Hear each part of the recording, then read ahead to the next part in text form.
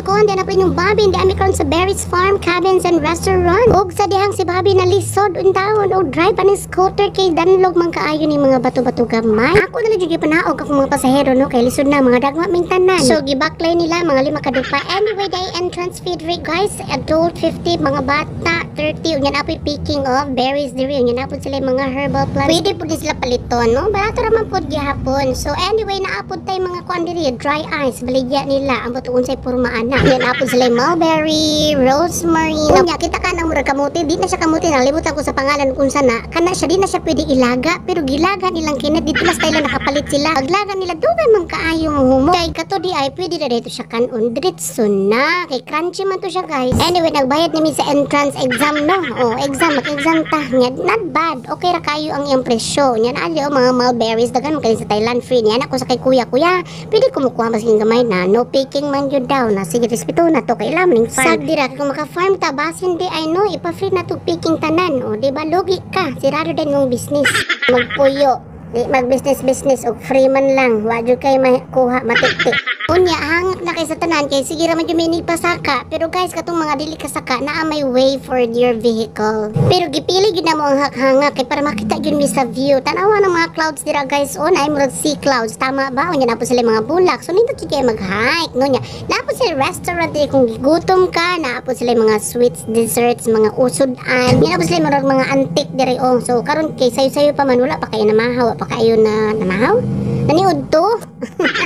Unya, drin dapita oh, nagbaga-baga jud ang fog, no? Or ambot lang, clouds na ba ni? Nalaban mi sa langit? Anyway, naadyon sa pinakatuktok sa bukid. Dayan, thank you Lord, kaayo ba? Kay mayo kayong weather na mo ay all throughout the travel, ga-fog ra jud siya, ambot lang jud. Basta yung nga weather, no? Yan alam din sa pinakatuktok sa bukid, no? Nindot jud kaayo siya.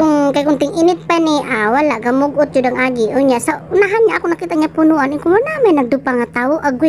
Kanang kwan sa kahoy ba? Kanang iyang trunk niya, no? Nya napurma ra gyud pud siya. And then on the other side, naatay view deck nga pwede ka magpicture-picture. Kung wala na siya fog, makita nyo na siya ang nindot kaayo nga purma sa bukid. Pero kani pud nindot pud di siya, no? Kay murag nag-background na jud kay puti.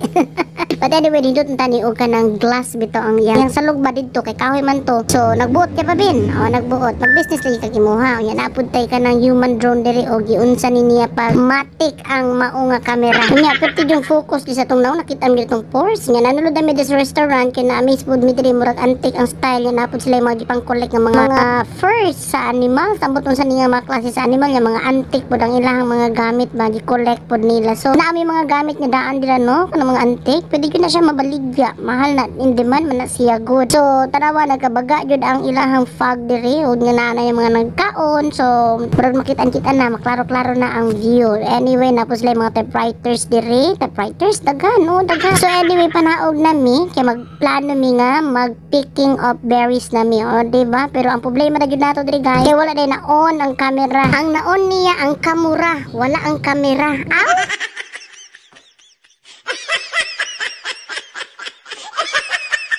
Then kanipod niya side guys, makita gyud mo ang Mount Apo.